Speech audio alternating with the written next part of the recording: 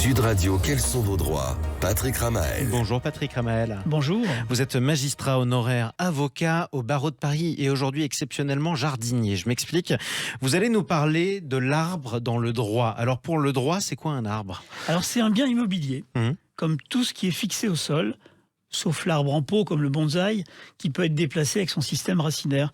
Mais abattu, un arbre devient un bien mobilier. Donc ce qui peut se déplacer. Est-ce que les arbres sont protégés par la loi? Alors le code de l'urbanisme prévoit que le plan d'occupation des sols peut décider du maintien des plantations existantes ou de leur remplacement par des plantations équivalentes.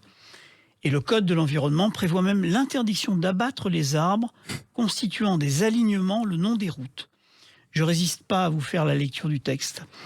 Les allées d'arbres et alignements d'arbres qui bordent les voies ouvertes à la circulation publique constituent un patrimoine culturel et une source d'aménité, en plus de leur rôle pour la préservation de la biodiversité. Et cette notion d'aménité dans un texte juridique qui a été écrit en 2016 est à souligner car c'est tellement rare. Ça fait penser à Chateaubriand dans Les Martyrs.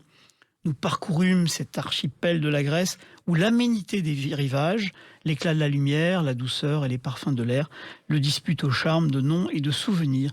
Et l'aménité, effectivement, ça veut dire la douceur et le charme.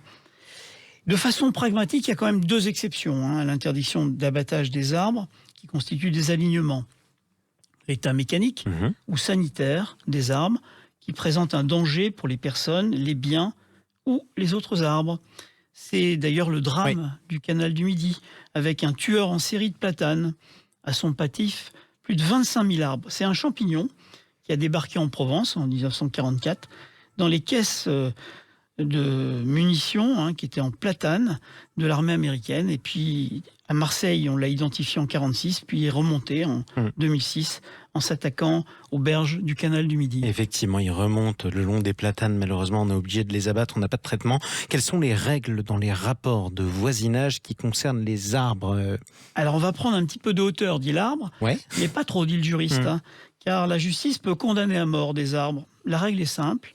Les arbres plantés à moins d'un demi-mètre de distance du terrain de votre voisin ne doivent pas dépasser 2 mètres de hauteur. Absolument. Et ceux plantés à plus de 2 mètres peuvent dépasser, bien sûr, cette hauteur de 2 mètres. La hauteur se calcule du sol à la pointe de l'arbre et la distance de plantation se mesure à partir du milieu du tronc.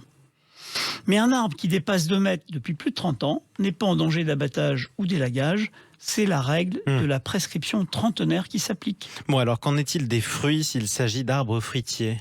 Et vous n'avez pas le droit de cueillir les fruits de l'arbre de votre voisin, même s'il surplombe votre terrain et que c'est tentant.